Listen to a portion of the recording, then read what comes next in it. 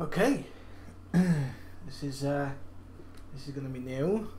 Just going to see if anyone comes in to the room before I get started. If no one does, this is an experiment. I've not done this before for a while. You might hear the phone ring in the background because my partner Sam is working, and yeah. So let's see where this goes. And I want to see now if we are actually online. Yes, we are live. Right, okay. So, hi guys, it's Jared here. It has been an absolute age since I have done anything with this channel. I want to apologise for that. It's been a hell of a road, quite frankly, this last 6 to 8 months. And the last time I really can kind of think of when I've done anything with this channel was probably about March time. I noticed in the last 8 months that you guys have more new people come to this channel, that other people have found videos that I had no idea were spiking in views. It was an absolute joy to actually go back to this channel and notice there'd been so much activity on here. I wasn't aware of it, and it was completely overwhelming. We did change the name for a while. We were working on a project called World's Awakening. That project is going to happen at some point, but it is on hold for the time being. And quite frankly, I've missed this channel. I've missed being able to do these videos and communicate with you guys, because it was being a bit of an outreach for me. And I'm setting myself the challenge now of being able to do more videos and, you know, communicate with you guys on a more regular basis. And to me, it's been a massive sort of transformation that has taken place. And I'm just going to bring the chat window up so I can see if anyone does comment on here.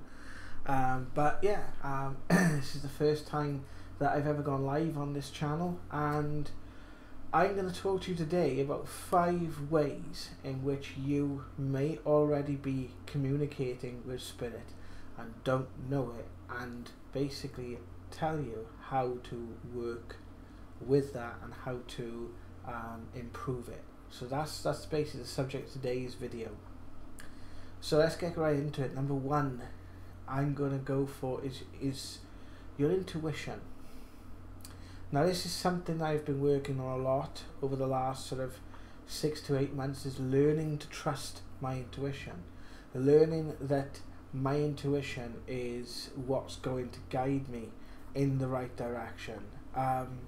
What I've come to learn is that the subconscious mind, our spirit mind, then our higher self, is far more in tune with the direction of which we want to go than our conscious mind.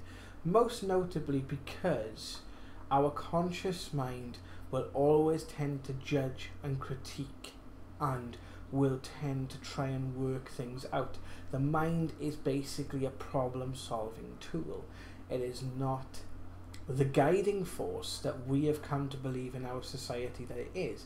It plays a very key role, don't get me wrong, but it is the not the antithesis of what takes us in the general direction and what understands the knowing that is in our general sort of direction.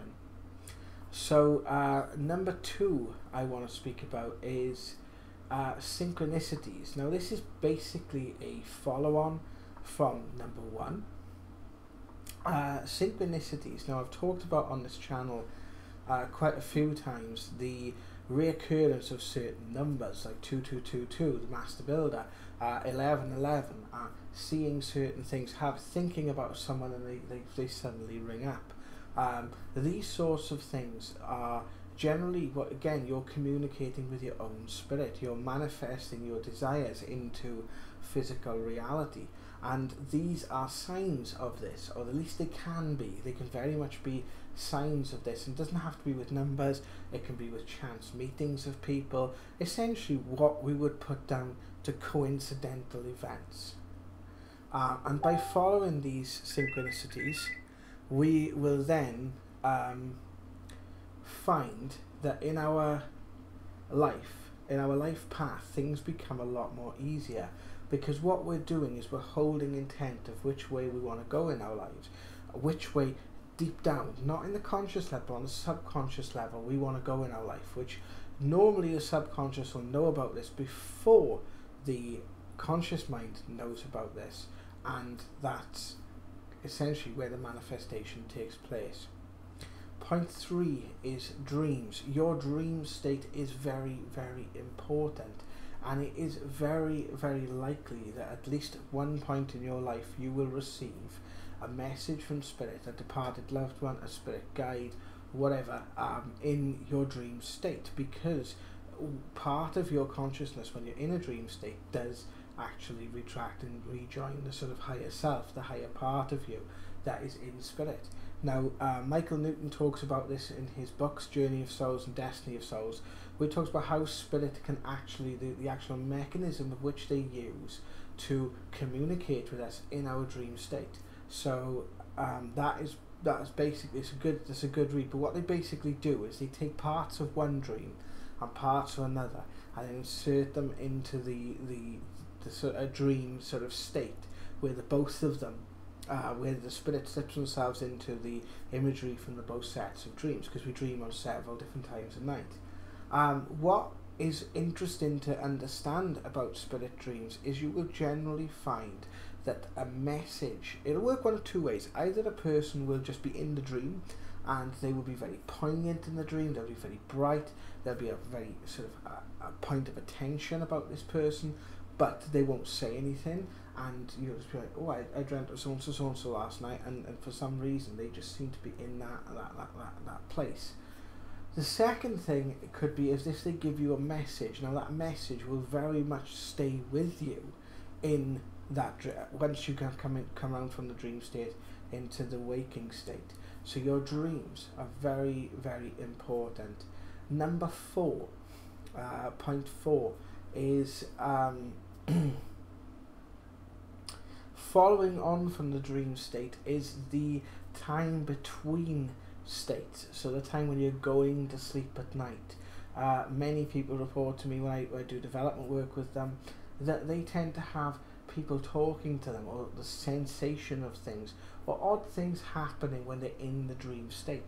This again is because your mind is relaxed and in that stillness, that still state that we generally, when the conscious mind is active, we fail to allow ourselves to achieve. We're constantly worrying about this, we're constantly worrying about that, we're constantly worrying. Doesn't matter what we're worrying about, we're constantly, drudging all this stuff up. When our mind is still, then we start to get communication, and we start to hear more of what spirit have to say, whether it's our guides, whether it's our loved ones. Sometimes it's just because something simple, someone calling your name. Sometimes it could be something where you hear or you know that someone spoke to you, but you're not entirely sure why or what's been said.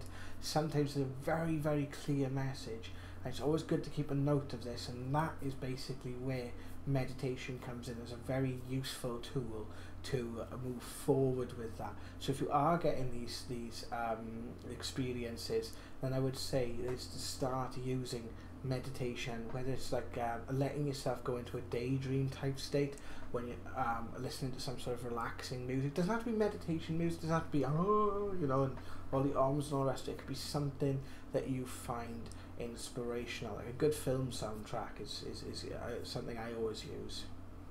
And the last point I want to say is picking up on sensory inputs. So this could be like you get a sense of an emotion in the area, you get a sense of emotion around a person, you get a sense of a feeling of trepidation before a certain incident is about to occur, or a sense of deja vu. These sorts of things are all a result of you picking up on energy.